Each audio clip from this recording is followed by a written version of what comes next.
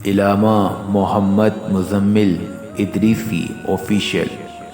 Like and subscribe for more Islam related videos. سبحان الذی اسریٰ بعبدہ، پاک ہے وہ ذات جس نے سیر کرائی اپنے خاص بندے کو لیلاً رات کے تھوڑے سے حصے میں من المسجد الحرام الی المسجد الاقصی، مسجد حرام سے مسجد اقصی کی طرف. پھر مسجد اقصی کی شان یہ ہے، فرمایا الذی بارکنا حولہ، یہ وہ مسجد ہے جس کے ارد گرد ہم نے برکتیں رکھی ہیں.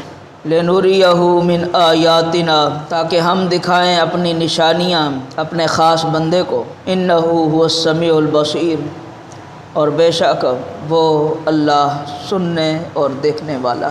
قرآن حکیم نے جہاں پر بھی مسجد اقصی کا، بیت المقدس کا تذکرہ کیا، ان برکتوں کا اظہار ضرور کیا. فرمایا ولی سلیمان الریح عاصفۃ الی الارض، کہ جب ہم نے حضرت سلیمان علیہ السلام کے لیے ہوا کو مسخر کیا تو ہم نے ان کو اس ارض مقدس کی طرف جانے کا حکم دیا جس کے ارد گرد ہم نے برکتیں رکھی ہیں. اسی طرح قرآن حکیم میں حضرت ابراہیم اور حضرت لوط علیہ السلام کا تذکرہ کرتے ہوئے فرمایا وَنَجَّيْنَاهُ وَلُوطًا إِلَى الْأَرْضِ الَّتِي بَارَكْنَا فِيهَا، کہ ہم نے نجات دی ابراہیم علیہ السلام کو اور لوط علیہ السلام کو اس زمین کی طرف جس کے ارد گرد ہم نے برکتیں رکھی ہے.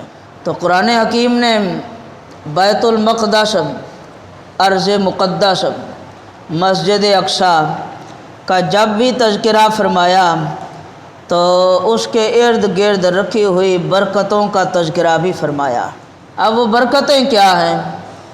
مفسرین اکرام فرماتے ہیں وہ برکتیں یہ ہیں کہ اس مسجد کو سب سے پہلے فرشتوں نے تعمیر کیا، پھر آدم علیہ السلام نے تعمیر کیا، پھر حضرت سلیمان علیہ السلام نے جنوں سے تعمیر کرایا. یہ وہ ارض مقدس ہے جس کے صحن میں کئی انبیاء کرام علیہم الصلاۃ والتسلیمات کی مزارات ہیں، اور بہت سے انبیاء کرام علیہم الصلاۃ والتسلیمات اس کی طرف سفر کر کے تشریف لے گئے. یہیں حضرت عیسیٰ علیہ السلام کی ولادت ہوئی. اسی ارض مقدس کے قریب طور سینا ہے جہاں حضرت موسیٰ علیہ السلام نے اللہ تعالیٰ سے کلام کیا اور خدا تبارک و تعالیٰ نے ان کو تورات عطا فرمائی. اور یہی وہ ارض مقدس ہے جہاں معراج کی شب اللہ کریم نے تمام انبیاء و مرسلین کو جمع ہونے کا حکم دیا اور امام الانبیاء بن کر محبوب کبریا رحمت دوسرا صلی اللہ علیہ وسلم تشریف لائے، اور آپ نے تمام انبیاء کرام علیہم الصلاۃ والتسلیمات کو نماز پڑھائی اور امامت کرائی، نماز کی امامت کرائی. کہ یہ وہ برکتیں آئیں.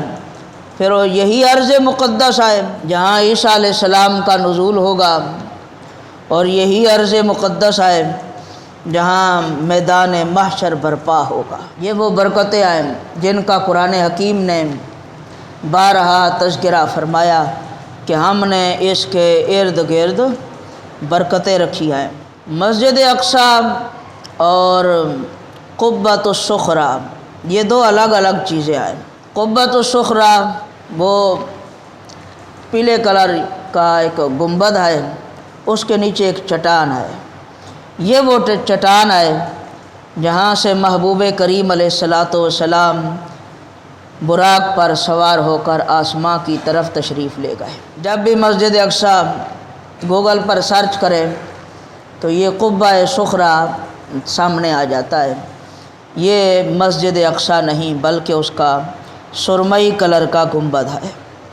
مسجد اقصی کا سرمئی کلر کا گنبد ہے. یہ بہت وسیع مسجد ہے اور ہزاروں لوگوں کے یہاں پر جمع ہو کر نماز پڑھنے کی گنجائش موجود ہے. پھر محبوب کریم علیہ الصلاۃ والسلام واپسی میں معراج کی شب یہیں تشریف لائے، پھر دوبارہ انبیاء کرام علیہ الصلاۃ و تسلیمات کو آپ نے نماز پڑھائی۔ قرآن حکیم نے فرمایا کہ مسجد اقصیٰ تک ہم نے اپنے محبوب کو سیر کرائی، اور وہ مسجد اقصیٰ جس کے ارد گرد ہم نے برکتیں رکھی ہیں۔ محبوب کریم رحمت عالم نور مجسم شفیع اعظم صلی اللہ علیہ وسلم فرماتے ہیں کہ جس نے مسجد حرام میں نماز پڑھی اسے 1,00,000 نماز پڑھنے کا ثواب ملے گا۔ جس نے مسجد نبوی میری مسجد میں نماز پڑھی اسے 50,000 نمازوں کا ثواب ملے گا، اور جس نے مسجد اقصیٰ میں نماز پڑھی اسے 50,000 نمازوں کا ثواب ملے گا۔ سید عالم صلی اللہ علیہ وسلم نے فرمایا تم ثواب کی کثرت کی نیت سے کسی مسجد کی طرف سفر نہ کرو سوا 3 مسجدوں کے۔ ثواب کی کثرت کی نیت سے کسی مسجد کی طرف سفر نہ کرو سوا 3 مسجدوں کے، میں ایک مسجد حرام، دوسری یہ میری مسجد مسجد نبوی، اور تیسری مسجد اقصیٰ، یعنی وہاں نماز پڑھنے کے لیے سفر کرنے کی رسول کریم علیہ الصلاۃ والسلام نے ترغیب دلائی ہے۔